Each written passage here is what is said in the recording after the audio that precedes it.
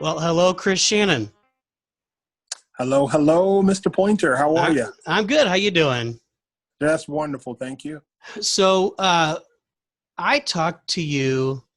Was it Thursday? I think I texted Thursday or Friday. I'm not sure which, and asked if you'd be willing to come on and talk with me. What I've been doing on here is sharing people's stories, and I think that the story that you have for us that I don't have, and is that you are a black man living in America, and I'm not that. And I thought with everything going on around us right now, it would be a maybe I thought a good but an important time to have a conversation together. So thank you for Absolutely. joining. Thank you for having me. I Yeah. appreciate it. So we work together, and we are both active in our diversity networks at work. And that's kind of how we know each other and the relationship we developed. So we're professional friends, I guess would be a good way to put it, right? Is that fair? Absolutely. Yes, Okay. sir. Um, so let's just jump in, I guess. So we've all watched. It's hard to talk. I haven't talked about this, so not like this anyway. We've all watched the events. The murder of George Floyd. We watched it basically live, and I think that's the first. We've seen recordings. We've seen, I guess, aftermaths of these events before. So no, we've never seen 100% someone murdered right there on camera, I guess. And boy, I wasn't anticipating that feeling this way of talking about it. So first, I guess, turn to you. You are how do you go ahead and talk? I don't even know what to ask, to be honest. Well, I'll start off with the actual event and my feelings when I watched the video of the authorities and George Floyd. I tell you, watching his life slip away right in front of my eyes. I mean, we literally watched his life leave his body, and that just did something to my soul. I mean, my heart, my soul, my mind, and I'm not afraid to say I actually like cried because it's like, oh my God, I can't believe this type of thing is happening again. And to be quite honest, I didn't expect anything to happen. And I know our conversation originally, you and I, came before all the other aftermath, including the firing of those police officers and the arrest of Chavin. I can't remember his first name, but and as well as the protests and the riots and everything. But again, my heart was just, I felt like it was just like it was somebody in my family, like it was my brother, my dad, or my cousin, or God forbid, my son. So seeing that just really jolted me. And we've had incidents, like we just talked about Ahmaud Arbery, and a few other cases of things that have happened to African Americans unarmed. And so this was like the proverbial straw that broke the camel's back. And I believe that a lot of people were frustrated and tired of the continued injustice that we see. So when you said you didn't expect anything to happen, do you mean as far as justice wise, or do you mean everything that's happening, or what do you mean by that? Yes, and I can't speak for everyone, but in my experience, it seems as if when these things happen, then it seems as if there's justification, or there's just something that says, no, you know what, he did what he was supposed to do, and the guy was just, he didn't comply, or he didn't do this, or there's whatever the reasoning that's given. The majority of the time, the perpetrator is allowed to go on about their life, and without repercussions. So we'll get into all the. We're definitely going to get into all the protests and the violence and everything. What but you're a black man and I'm not. You have experience that I don't in America. And let me tell you, part of my experiences of that, and they're not direct. And then I'm going to leave it to you to tell us some stories. But my mother, her partner of almost 20 years is a black man. And so, and it's funny because she's a tiny little lady. She's like, she was 4'10", now she's 4'8". And he's like 6'3", 200 pounds. He's just a big guy. And they met swing dancing. So I remember at my sister's wedding, he's just flipping her all over the place because she's just nothing. And, it was really entertaining watching them dance and gave us a lot of joy. And a couple of stories that she told when she got together with him. The first was, she tells, I guess, so when you in the swing dancing, or I guess line dancing, or whatever community where you're dancing, you don't always dance with the same person. Even if you're there with somebody, you end up dancing with multiple people because everybody's just having fun, and somebody might take a break, and so Willie, that's his name, takes a break, and then you dance with Chris because you don't need a break, right? Well, apparently a lot of the men, the white men that were there, wouldn't dance with her anymore. Because she was now, because she was now partners with Willie. And because they were real life partners, not just dance partners. And that's an overt racism where you don't see in your everyday life. I don't see him I don't know. Anyway, I don't even know. It's hard to even know what I'm trying to say, Chris. I mean, honestly. I think I know what you're saying, and you see the reality that a lot of us live every day. Your story resonates with me because I've also been, in some type of situation that either was uncomfortable or felt unfair.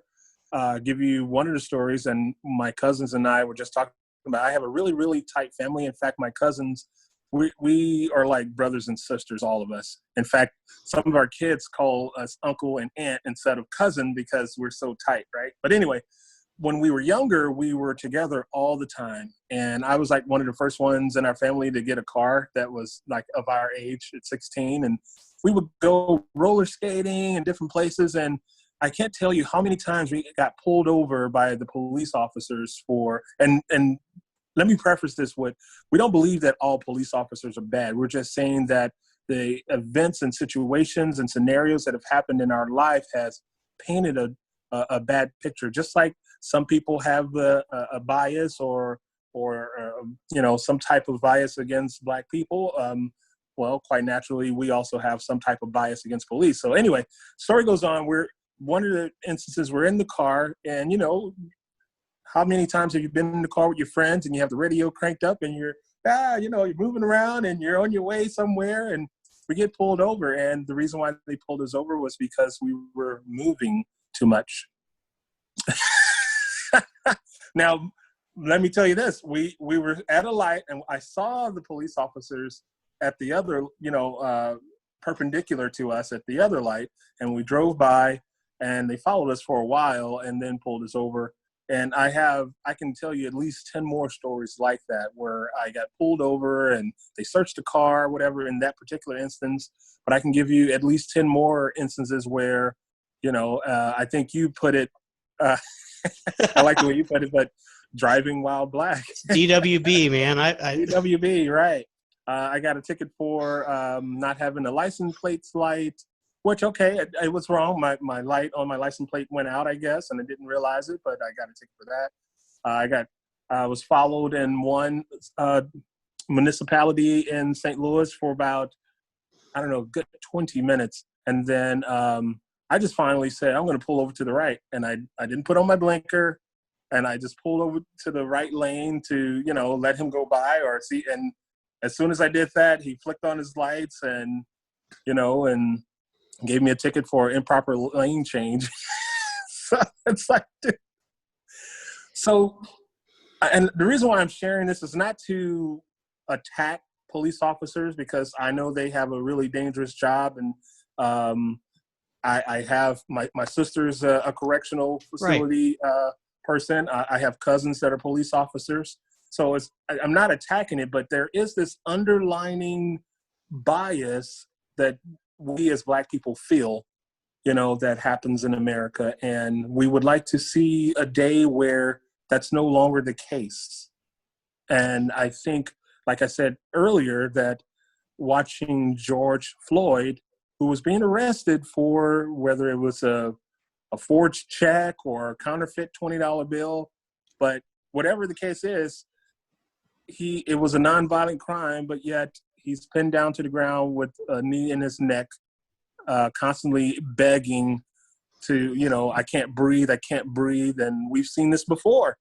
And not caring. And even with the bystanders standing around saying, hey, look, he's not even responding anymore. And he's begging for his mom. And this just broke our heart. And because we have experiences like I just explained to you that I've had in my lifetime, it really just hits home, and it just hurts, and it just makes you, frustrated and want to see an end to this type of injustice. Yeah, my mom had not experienced DWB until she was with Willie, and they got pulled over when he was driving, and in the early morning, she said, in Nebraska, and she couldn't figure out why. Like, didn't seem, the same thing as you, the license plate light out, or what I don't even know what it was, but he was convinced it was because he was driving and he had a hoodie on, because he had his hoodie up because it was cold. So yeah, I can't relate to that. I mean, I've been pulled over, but every time I've been pulled over, it's pretty clearly, anyway, I can't relate. I wish I could tell you that I could. I can certainly try to empathize. I don't know, but so what is, you mentioned biases. We all have biases, right? Exactly. Biases are built into us as humans because they keep us alive, right? At some point in human history, we were in tribes, right? You're in the Chris Shannon tribe, and you're the Dirk Pointer tribe, and whatever was going on, you protected your tribe, because if you didn't, maybe the tribes are at war or whatever, and so that's built into our DNA. And it's easier than ever to find your tribe right now if you're, online. You and I work together, not directly together. We work for the same company in the same location, basically. Sorry, I said we're both in O'Fallon. You work at a different physical location, but there are instances that would require me to contact you for something at work, and vice versa, where we would have interaction. We do interact through our diversity networks. You don't feel it at work. I don't feel it at work. Do you feel anything like that, or have you ever? I should say is a better way, because for your comfort level, because I know that yeah, go ahead. There have been instances where that you're like, but you bite your tongue and you just keep working hard. But the majority of the folks that I work with, I have to say, I believe that they would jump in front of a bullet for me just as well as I would jump in front of a bullet for them. And these are people from different walks of life, different religious backgrounds, different ethnicities, coming from different countries. Yeah, so say different countries, yeah. So that I'm very happy with my company, because when things like this happen, the company that we work for is one of the first companies that you see that'll put out like a statement to say, hey, this is not what we are. In fact, we stand by this group of people and we want to see change. And that's why I've worked there for over 20 years. Not only that, but because of the diversity networks that you mentioned, it gives us an opportunity to learn more about each other before we, call the cops on a guy just because of what he looks like, But like you were talking about the biases, I believe, like our conversation we're having right now, my hope and my purpose of agreeing to the conversation is that it will help someone else that maybe have never, had any interactions with a Black person or don't know Black people that well, or whatever the case is, maybe it will chisel some of that bias off and open their minds and hearts up to be a little bit more tolerant of different people and different backgrounds, and, to stand for what's right. And maybe at some point we will see the day where those biases aren't just based on face value. Yeah, that's a good way to put it. And I'll say, we work for Citigroup. This is not a city-sponsored conversation. I'll get it out there. And I agree with you. City I try is. not to say it. I gotcha. Yeah, we don't want our company's not encourage us. It's just something we want to do together. But I agree. City is very much on the forefront of saying, we support this. We don't support this. It's a very we'll say a capitalistic progressive organization. How about that? Is that? Yeah. Well, but I like that. But City is based across, I don't even know how many countries. We have over 180 countries. Is that what it is? Significant presence in Europe, Asia, North America, South America, Central America, which is not a continent. But anyway, so yeah, I appreciate that too. We won't spend, but I just wanted to, we could stop saying your company. I was saying the same thing. We're saying good things. So let me tell you, I had a conversation with another woman that we work with, and you know her, but it's not important, but somebody that I respect, when the Stokely verdict came out. I think that was two or 3 years ago. I'm not sure. And just for education, for those who aren't in St. Louis, Stokely was another case where a young man was shot by the police and killed, right? And I believe it was a chase.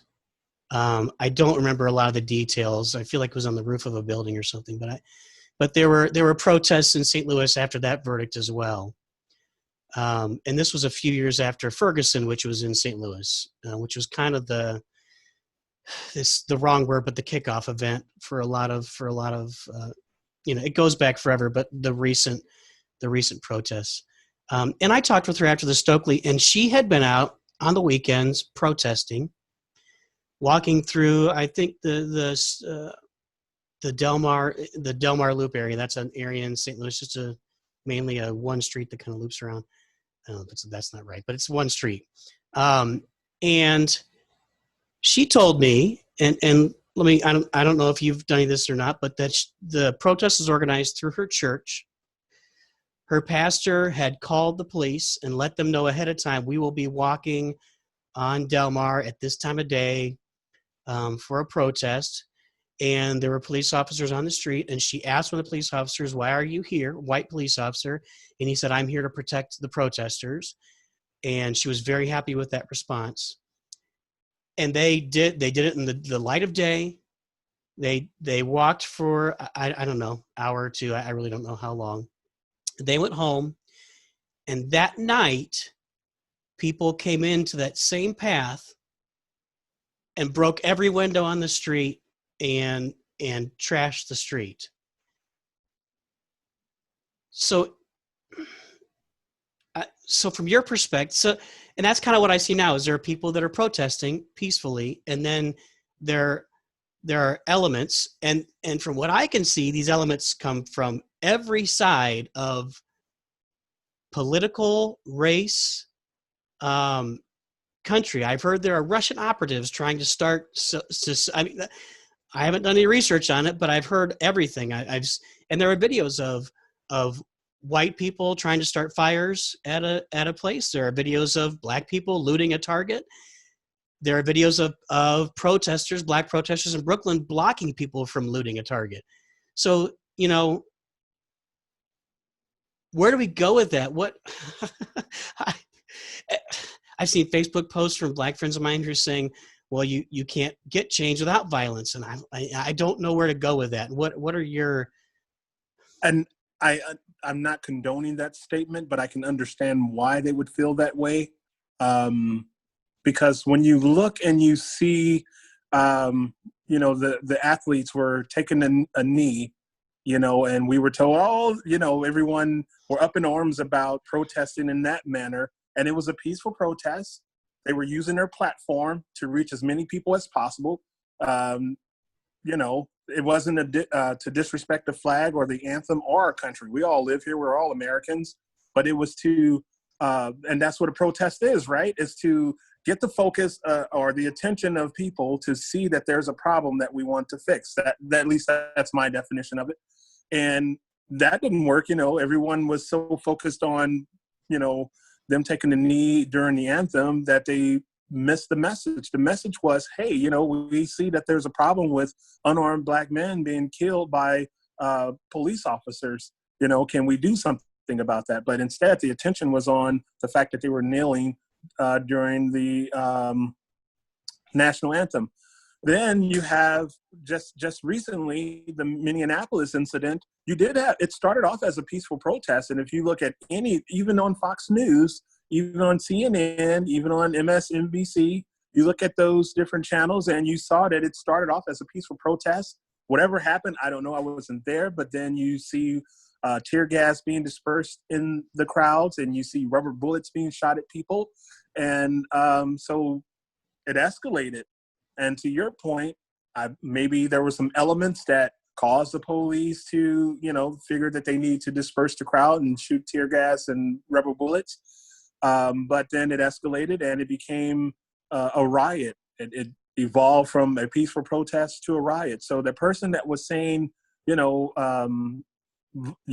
violence or whatever is the only way that they're going to hear us, I have to say, again, I don't condone this. I don't believe violence fixes anything. However, even Martin Luther King said it when he had his speech. He said, it's not enough for me to, how did he put it? To stand before you tonight to condemn riots, unless at the same time, he said it would be morally irresponsible for me to do that without at the same time condemning the intolerable conditions that exist in our society. And these conditions are the things that cause individuals to feel that they have no other alternative than to engage in violent rebellions. So that's why I say I get what that person is saying, is because it feels as if we as individuals have a protest or we try to get focus or attention for a specific problem, but it's not heard. It falls on deaf ears.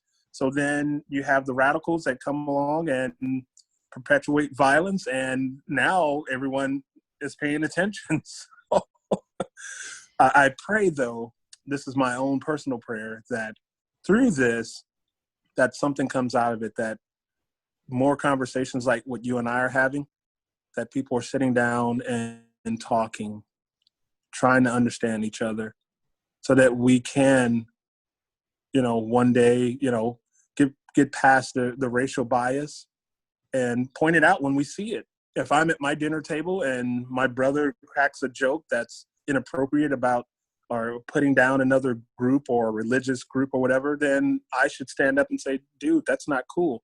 And I think if everyone took that stance, I think we will see a lot less of what we're seeing right now. Let me hang on. Sorry, I'm writing a couple things down. Let me throw a couple of the objections that I have heard over the years in Caucasian circles. I'm gonna throw them at you right now. Okay. Let's just do it. Instead of, okay. So there's another problem. I have Black friends, and I'm gonna go to Facebook because that's the social media I use almost exclusively, and I'm not on there all day, but I don't Instagram, and I don't. So I have Black friends talking about this, and it seems like everybody that responds to them is also Black, with the occasional, non-Black person, whatever. I have white friends who are talking about this, and all the people responding to them are white. Maybe one person that I know who teaches at a school in North County, and she's a white teacher, and she has a lot of black people responding to her. So, but for the most part, we're staying in our tribes and talking about this. And again, sorry, I'm using tribe in that sense I used earlier. That so here's an objection that I've heard. Is that clearly, we had riots in the 60s, right? And that was before you and I were born. It was our parents' generation. And I think it's almost universally agreed that civil rights were horrific, and the 60s movement was really important to the rights of people, to the rights of, at the time they would have said colored people. That was the phrase of choice. And so what you might hear now is, well, clearly black people are not as bad off today as they were in the 60s. So why can't we just calm down and do this peacefully?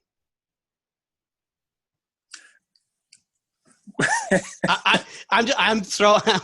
We're gonna have a conversation, man. We gotta have a real conversation, and I'm giving you the objections I've heard, and maybe objections at some point in my life I've said too. I'm not saying them now, but I'm not gonna get on here and lie either. And I would take it that that's coming from a place, and I'm sorry, but not sorry for using this phrase, but that comes from a place of privilege. I haven't had to walk in those shoes, and that's what it's meant by privilege, because I haven't had to walk in those shoes that had to deal with some of the things that we see.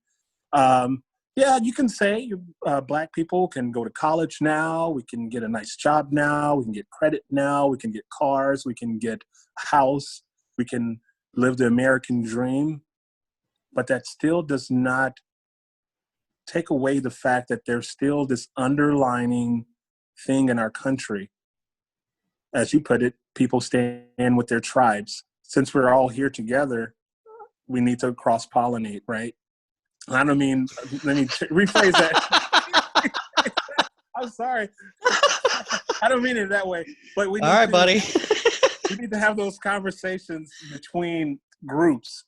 I've been blessed to have, if you see my post, and I think that's what sparked our conversation, if you notice, I've been blessed to have multiple individuals from different groups to respond to my posts, to even say, hey, you know what, I feel your hurt, I feel your pain.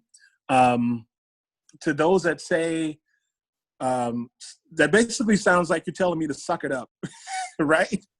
Yeah. And that feels like a slap in the face. So, I mean, if I were kicking you and my brother was kicking you, but then my brother stops and I'm still kicking you, I says, hey, it's not as bad as it was. It's just me kicking you now. You're still being hurt. So to that person, I say, we are still being hurt. Yeah, we could say it's a little bit better than it was before, but we're still being hurt. And pain is pain. And until we do something, we're going to continue to repeat the cycle. Because as you mentioned, that was in the 60s. And here we are. That quote that I just said from Martin Luther King, that was over 50 years ago. And that's crazy because it still is relevant today. So that's what I say to that person, or to that rebuttal or whatever that they gave you. Mm-hmm. Yeah, I hear you. You mentioned, you didn't say by name, but Colin Kaepernick kneeling at a football game, and oh my God, the outrage. Right? It's like there were people burning his jersey in effigy, and I'm like, good Lord, this is just football. I mean, it was a peaceful protest. Right. He talked to a Marine that said, hey, you know what? Instead of sitting, maybe kneeling. Right. Any other circle, kneeling is actually an honor. You know what I'm saying? When you kneel to something, you kneel to the King, you kneel to Christ. That's, to me, I see it, and that's probably from my background, my perspective, yes, but to me, that was probably the most peaceful protest that I've ever seen. I'm just kneeling. I'm trying to get your focus, your attention that there's a problem. I'm not like being loud or rude or anything during the national anthem. I'm just taking a knee to say that there's a problem. So, all right, let's talk about Kaepernick a little bit more. So then he was also wearing, I think, socks that showed that policemen were pigs. Is that right? It was something like that. I heard that. I didn't see it personally. I didn't see it personally either. I heard it. And I mean, here's so, and then he wore a Hugo Chavez shirt or whatever. And it's like, well, he was a communist, but that's a separate conversation. But I think as human beings, and I am not, I am not a psychologist, but it seems like when we get into a big major conversation like this, we want to boil it down to one thing that we consider right or wrong, and then we just focus on that one thing. So we might focus on, well, looting and rioting is wrong. Or we might focus on what the police officer did was wrong, you know. And no, but yeah, I've seen a meme. Which of these kneelings is worse, Kaepernick kneeling or this guy, you know, kneeling on George Floyd's neck for the, you know, that's a pretty powerful meme. You know, it's not goofy at all. But when what was I even saying? We try to boil everything down to like a simple thing, right? When the issues are so complex and so they're about our souls, right? I mean, how do we get around that? Here's a question. How do we start policing better? And I mean actual policing by police officers. And as you mentioned, you have family that are police officers. I don't have that, but you know, we all know, we've been friends with, we have family, relative, whatever. We all know police officers. Doesn't matter. They come in all shapes and sizes, and they all have biases. They're humans, and it's a really difficult job.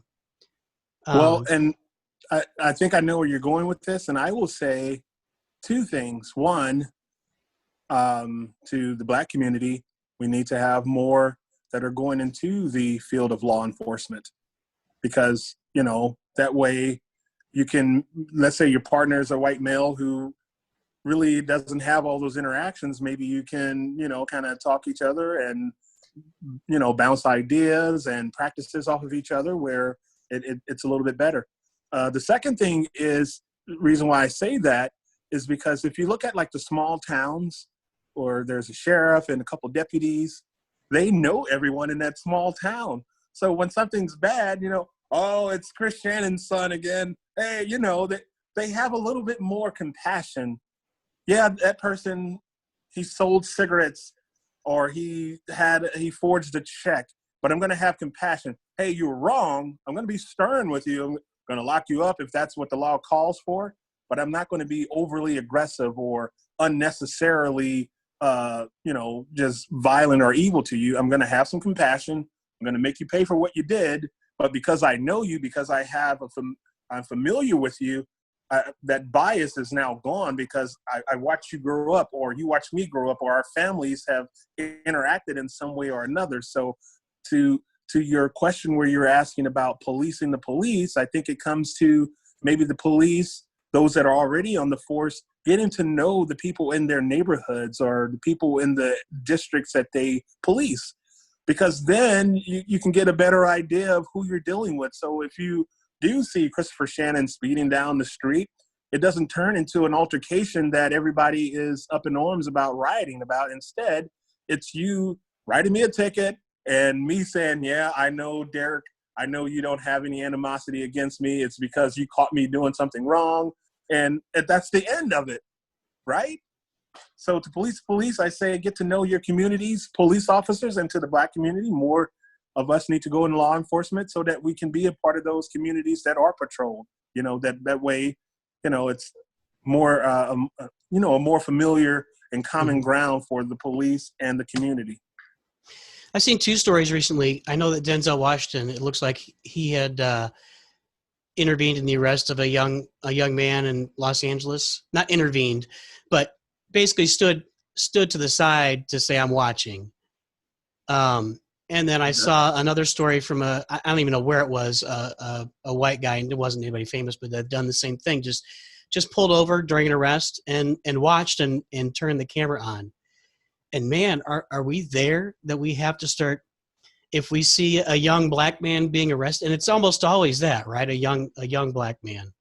I think George Floyd was a little older, but yeah, it's a little bit older. 40s, I believe. Yeah, and for the love, I think New York Times has a counterfeit $20 bill, or we've heard the counterfeit check too. Mm-hmm. God, I mean, but that's not a death sentence. That's right? nothing. That's like pay the store back what whatever you gave them. I mean, a counterfeit 20. I'll bet I've passed off a counterfeit 20 at some point. I don't know. I couldn't tell a counterfeit 20 from a real one. And that's some of the outrage, Dirk, that you see in the black community, is that we see a kid shoot up a movie theater and he's escorted out nicely. Or the kid that shot up a bunch of kids and the police officers took him to McDonald's because he was hungry. They were showing compassion. We're not saying don't show compassion. We're saying show us compassion too. That's where you get the whole Black Lives Matter. It's not that no other life matter. It's just that we're trying to say that we shouldn't have to say that if all lives did matter. If all lives did matter, we wouldn't have a reason to say Black Lives Matter. So with that being said, when somebody's, being arrested for having a counterfeit $20 bill, or being arrested for selling cigarettes, or perhaps walked into a building that's under construction and walked away, and can we have a little compassion to say, hey, what are you doing? Or, hey, I'm going to lock you up, but I'm not going to kill you. I'm not going to throw you on the ground. I'm not going to, that's all that we're asking for. Ahmaud Arbery seemed to be just like straight, blatant racism, the same thing as around the 60s. That didn't, and before that, there's, and we're lucky that their friend taped it and then their lawyer released it. I mean, otherwise they might not have ever been arrested from the looks of things, right? Exactly. And that's again, part of the outrage, where nothing was done until, the pressure was put on those municipalities. In fact, this most recent incident with George Floyd, the cops lost their job after the video went viral and everything, but there was no charges until after the riots. Look at the timeline. You'll see. He wasn't charged until after the riots happened. So to someone on that side that feels like they're a part of that's being hurt, to them it seems like, wow, is this what we have to do in order to get justice? Yeah. Let's go back to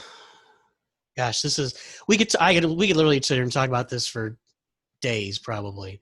I think you said 6 hours was going to be. I said we were going to do 6 hours. Yeah. Go get a meal.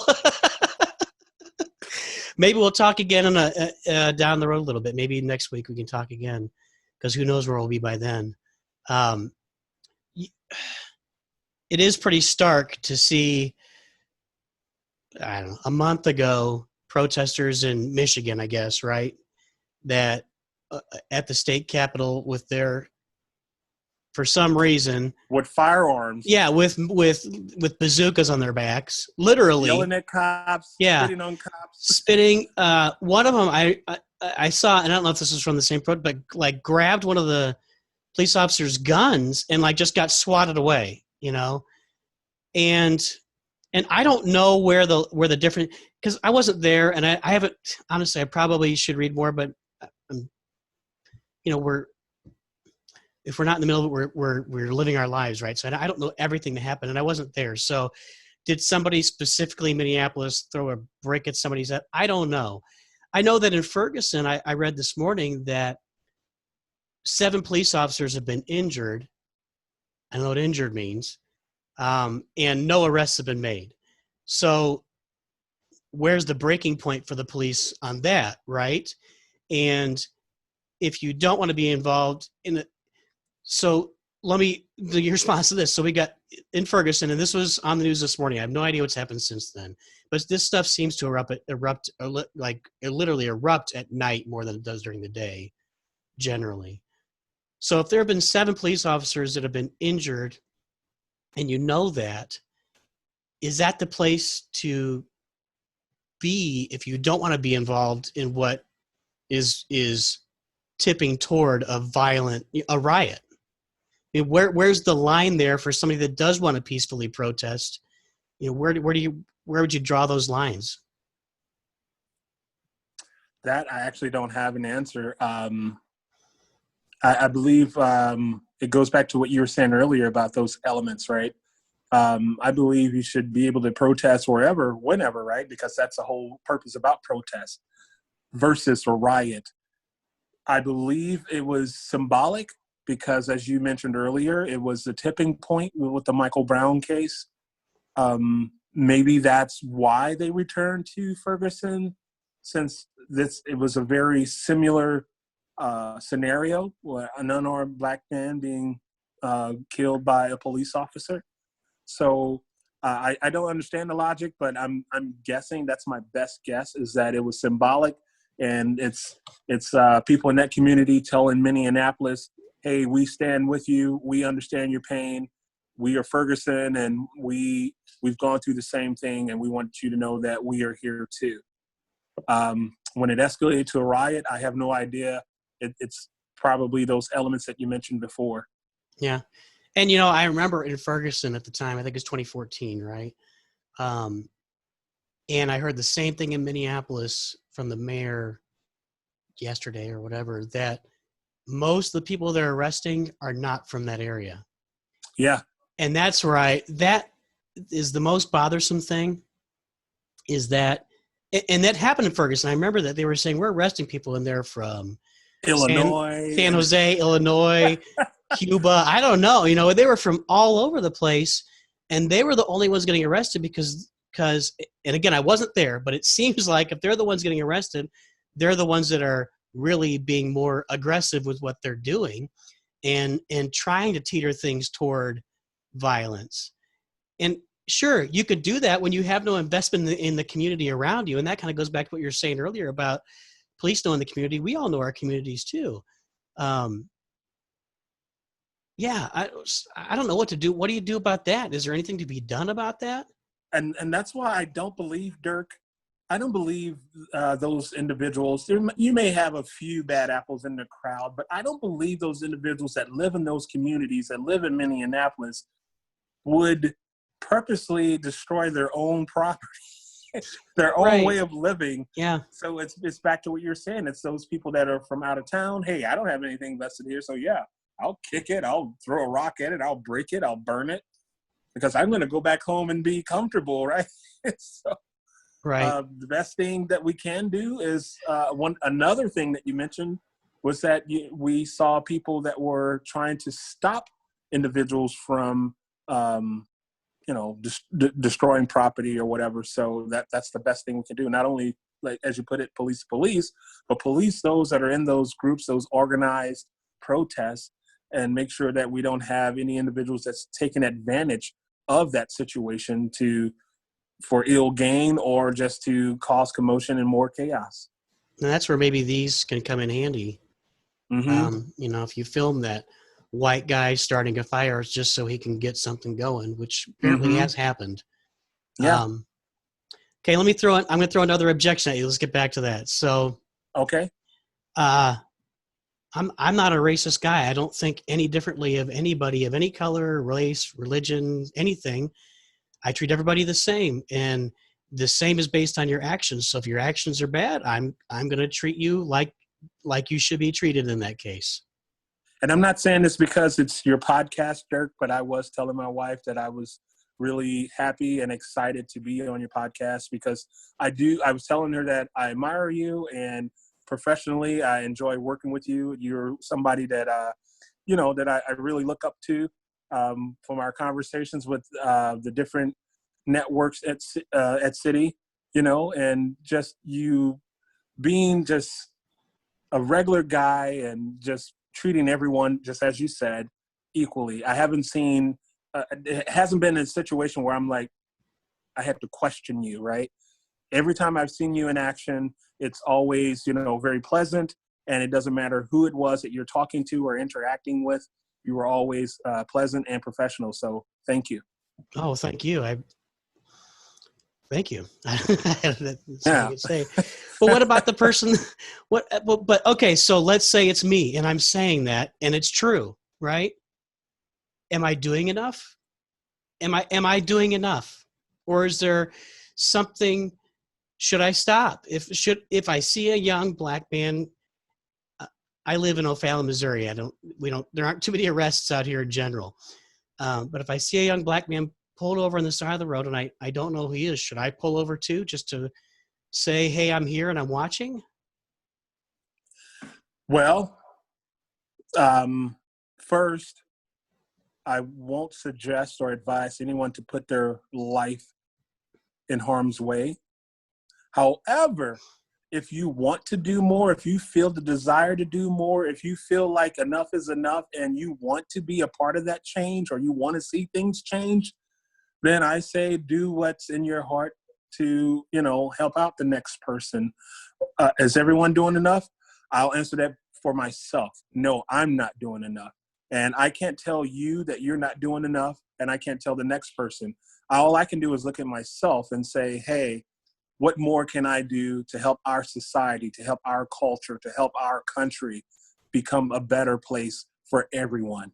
And if everyone did that, it'll be a much better place. Yeah. So you and I grew up in the 80s and 90s. You're a little bit younger than me. We grew up in the 80s. Yeah, And absolutely. then, yeah. So we still remember Rodney King. Remember that happening in Los Angeles.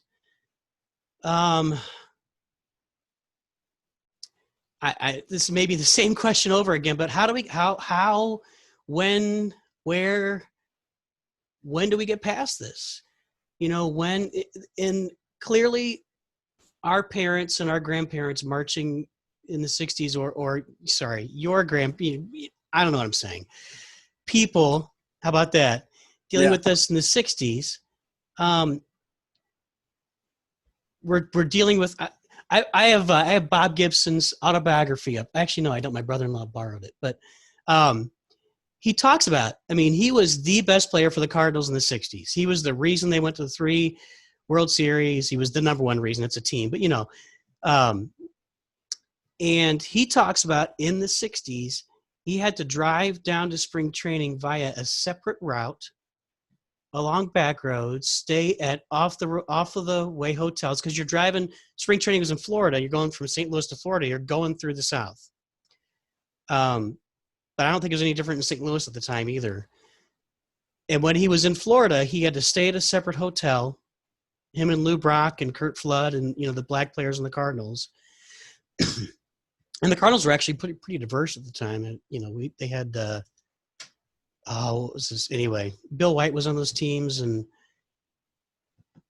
I can't remember the Latin guy. Anyway, it doesn't matter. But he talked about that in his book, that in the 60s, so they were fighting for that, right? Overt, you can't refuse my business because of the color of my skin. Here we are dealing with, I guess, a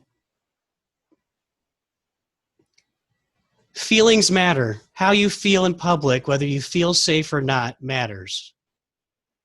I did, and I feel like I changed topic, but I'm not sure I did. How do we get past those feelings? How do we get past, we heard President Obama, and I don't know about you. You talked about being pulled over or followed by a police officer. He talked about being followed through a grocery store or whatever, and he felt it, whether it was true or not. He felt it, right? Maybe that's not going on at all. But if you feel that, how do we get past where someone with your skin color feels that way, that going out in public, I got to have a little bit more of a radar up around me to make sure I don't end up in this situation? Because I never, ever feel that way. I don't recall ever feeling. I recall feeling that way if I was going through when you're in an unsure place. You're in a place you're not familiar with. You're on vacation or whatever. You get your radars up used to it because you don't know what's going on. Honestly, if I go through a neighborhood where there's more crime, I feel that way. But then how do we get past me thinking that's a neighborhood that's a black neighborhood? How do I? Yeah.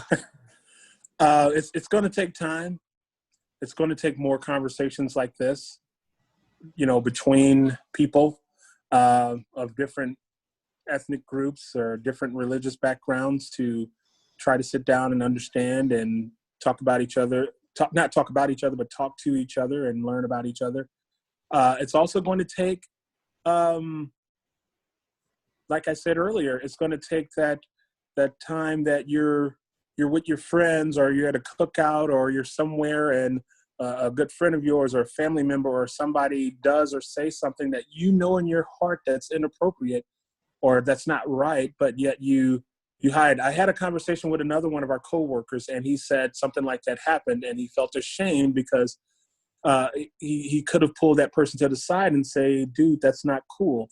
But he said he'll do better from now on. And I think that's what needs to happen, because as we continue to do that, then we will see less of that. Because right now we're still dealing with the remnants of what happened in our country decades ago. There's not slavery anymore. Yeah, the Jim Crow laws are, still not there. However, that mindset, that mentality is still there in some people. And then it's being passed down to the next generation. I know someone personally whose dad had been telling him, not to hang around that kid, Yeah. But he chose to say, no, this is a really good friend of mine. And I commend him for that. It took a lot of courage, and it's gonna have to be a lot of people being uncomfortable. They're going to have to be comfortable with being uncomfortable, because as you put it, a lot of individuals like myself are uncomfortable all the time because we feel like I have to be on high alert. I have to be on my best behavior. Can't say anything the wrong way. I can't look at a cop the wrong way, or, I have to just be perfect, or try to be perfect. I'm not perfect by any stretch of the imagination, but like I said, it's just going to take time, and it's going to take people, good people, especially Christians. We all confess to be Christians, so we should look out for all people, right? Especially if I'm saying that I'm a Christian. And if I see an injustice, or if I hear an injustice, or if I hear a bad joke, I mean, and I know it, I get it. We all laugh at some jokes here and there, but those that we allow to slide, that's that one little thing that can grow eventually. One of the pastors at one of the churches out here in Wentzville, he talked about 2 degrees, and he shared the story about the space shuttle that they were like low on fuel, and they were trying to get back to Earth. And if they went 2 degrees in one direction, off 2 degrees in one direction, they would float into the sun, burn, or something like that, right?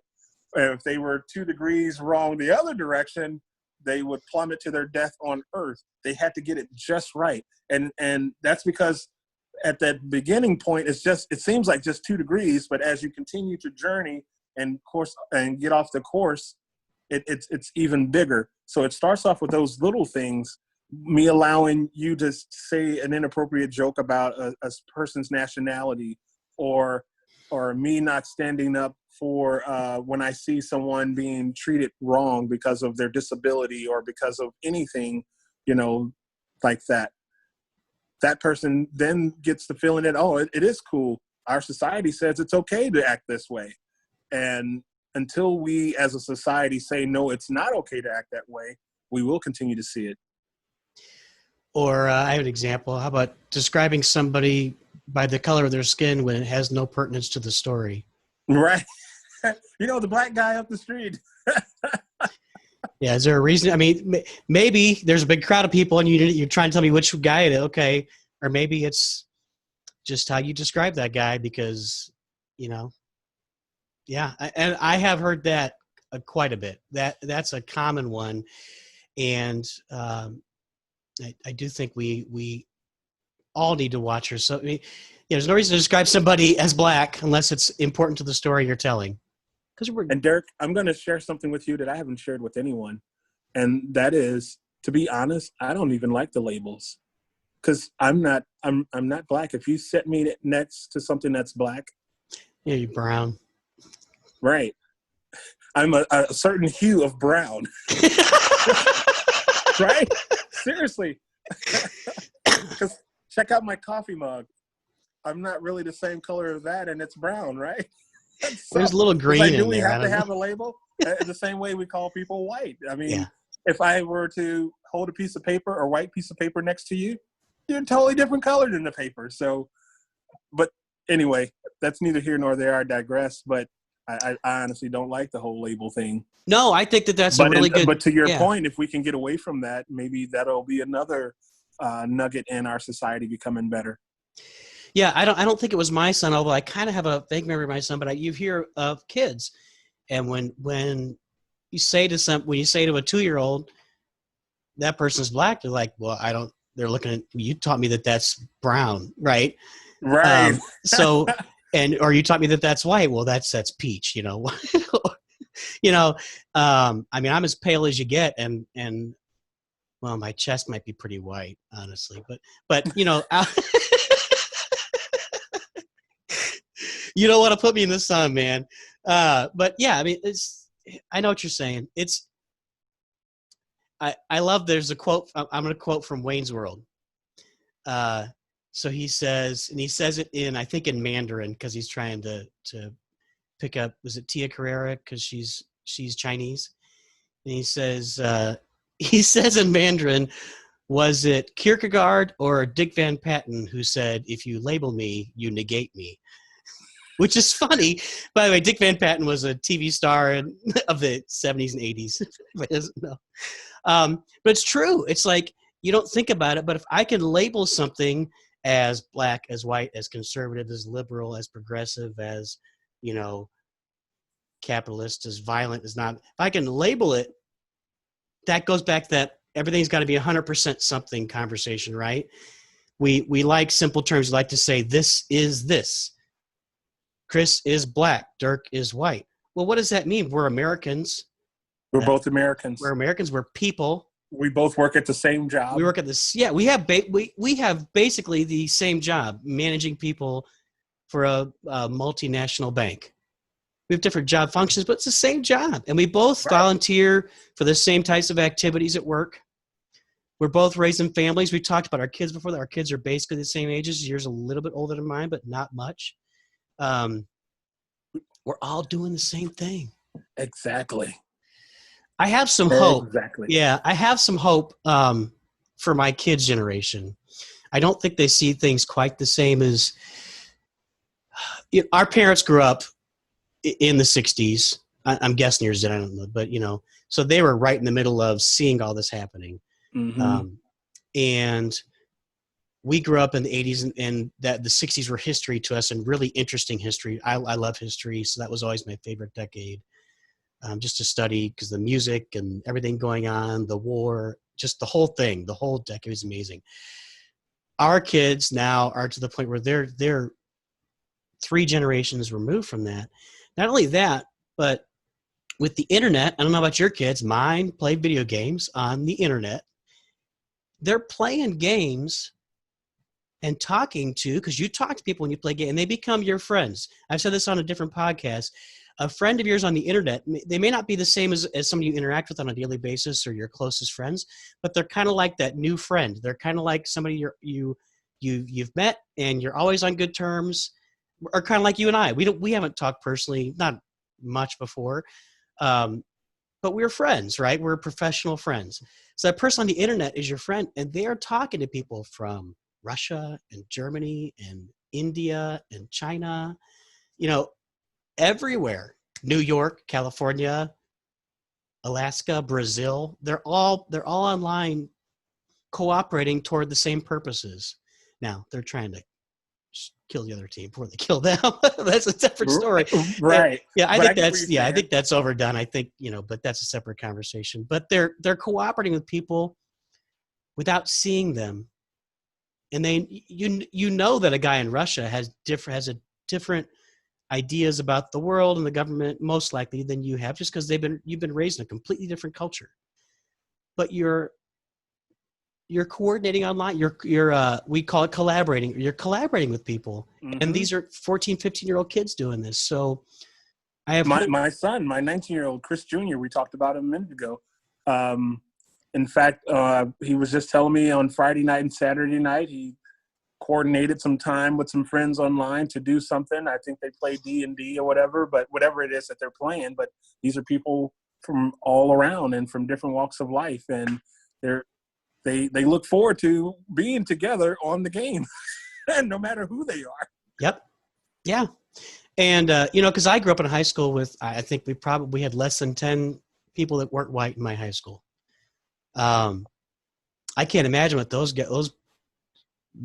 boys and girls went through. I really can't, out in St. Charles County, growing up like that. And I never thought about it at the time. I mean, yeah, I mean, I don't know if, Al, if you're watching this, I didn't think about it at the time, man. I'm sorry. But you said something that was really profound when you were talking about the kids. They don't put the labels on it, when they're really, really small, let's say 2, 3, 4, 5, 6 years old.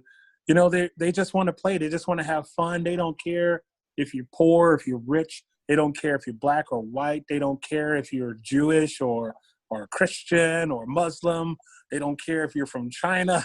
They just want to play.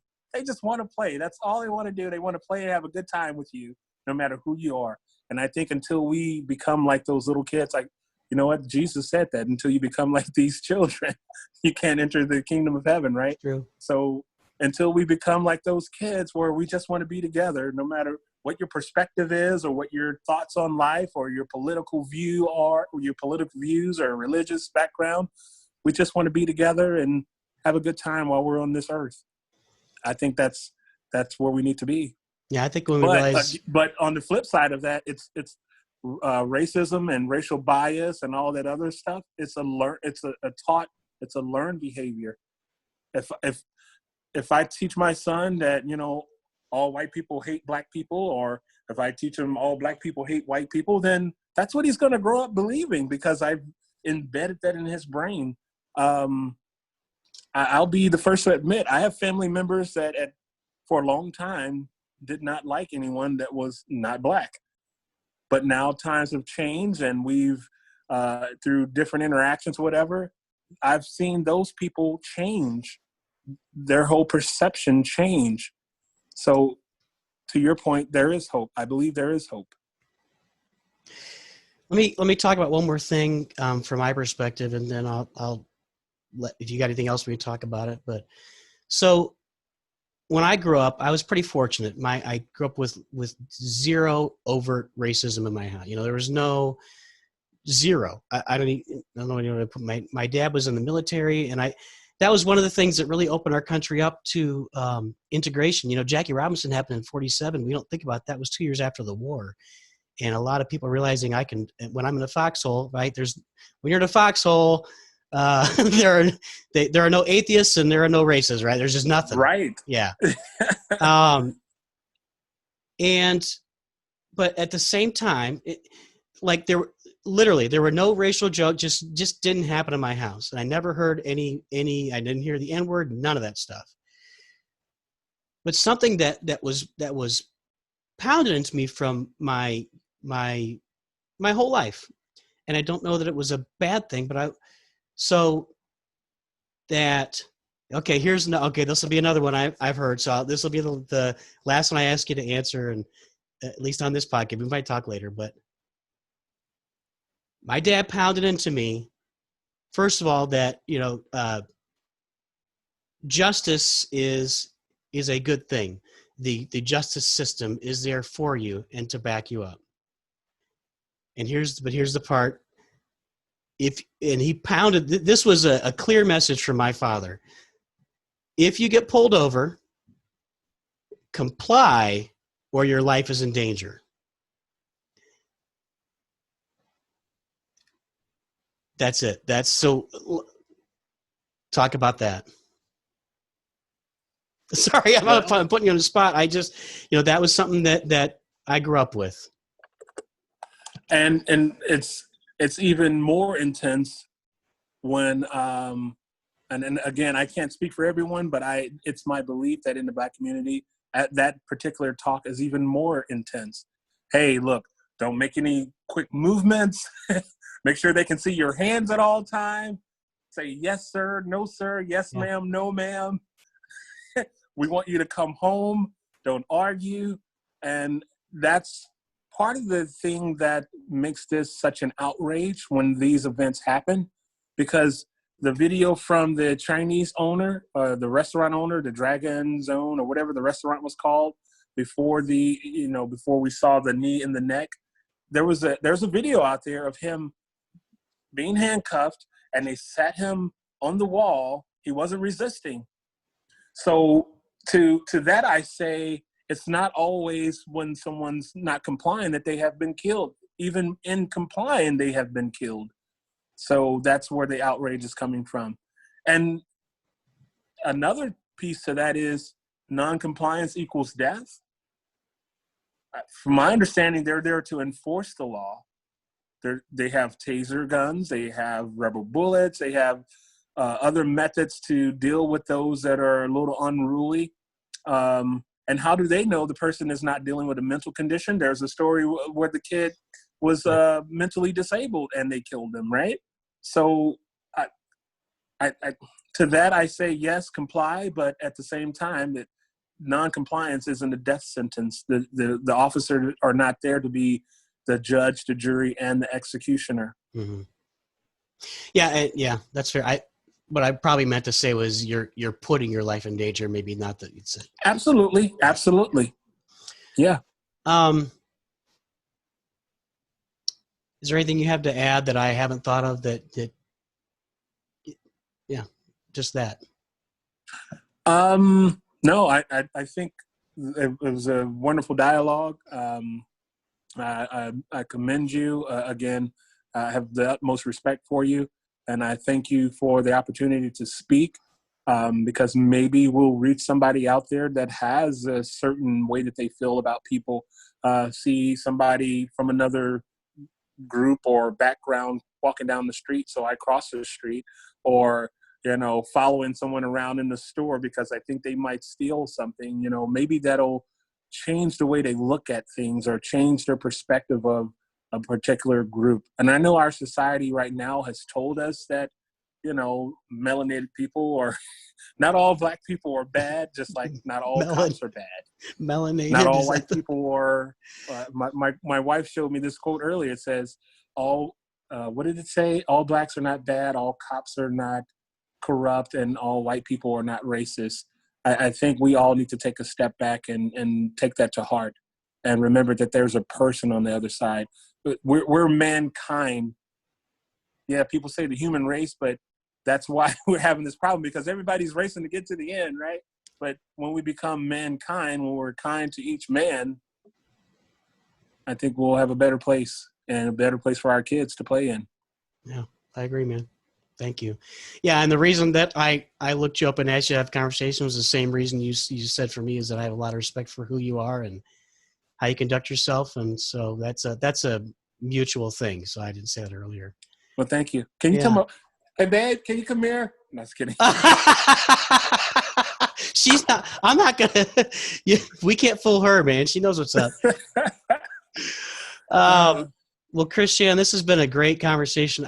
There's no way we can touch on everything that we feel or see or want to understand, and we can't fix anything with a conversation. But if we can maybe help somebody to see something in a different way, through my life, there have been TED Talks I watched that changed my perspective. I watched one. I know I'm wrapping up here, but I watched one on the rate of imprisonment of young black men for simple things like pot. Just having an ounce of pot or whatever the percentage was, and that'll start fading here immediately because that's starting to become legal. But ever since Prohibition ended, they've been cracking down on the marijuana, and for sure, a greater percent. You're at much more risk for having an ounce of marijuana as a young black man than you were as a young white man. That's absolutely for sure. At risk of ruining your entire life by going to prison. And I'm about 40% likely to be incarcerated than you because of being a black person. And even though we take up 13% of the United States population, if you look at the number of blacks in jail right now, And some rightfully so, but there's some, to your point, where it was just, a bias that caused this kid to have their life ruined when it could have just as easily been as the same as someone that has money or that has the right connections. You hear about a kid with an ounce of weed doing jail time when there's this guy who's dealing with Pablo. and he has Pablo Escobar, right? We don't want to say, but yeah, because he has the right lawyers and because he has the right connections and because he looks the right way, didn't do any time at all. Yeah. But that's probably a totally another podcast. So, but to your point, yes, we see that injustice, and that's part of the outrage. Yeah. Well, man, but we'll get there with more conversations, I believe. I agree. I think talking about it is impactful. Talking and listening. The more you listen, the more you realize that 99% of us just want to raise our families, do a good job at work, make our paycheck, come home, make sure we can afford our house and a car and some food and clothes. And that's everywhere in the world. And there's everywhere and everybody. Yeah. Yes. There's a very small percentage that want to cause mayhem. And unfortunately they'll come to an event like this and every single one of them will show up for this and throw a firebomb right in the middle of it, maybe literally. So, man, this is a good talk. I appreciate it. We should definitely have part 2 of this in the near future as we kind of see how things are unfolding. Maybe you just let me know. Yeah, absolutely, man. Well, for those that are watching, I'm going to give a quick pitch here that, I'm looking to have conversations like this all the time. And I know this wasn't a specific story with Chris, but I really felt this was something that needed to be talked about. But if you know somebody that's got a story where they've been through something like we're talking about, I'd love to have a conversation with them and we can get more of this out there so we can start healing and coming together instead of being in the situation we're in today. And that's it. I keep fumbling over myself. It's what do you say? We just got to keep pushing forward. So if you have those, just you can hit me up on Facebook. My name is Dirk Pointer, and I'd love to meet you. Just recommend to me in the comments, whatever you want. So Chris Shannon, thanks for your time. We'll be talking to you soon. Thank you, Dirk. All right, sir.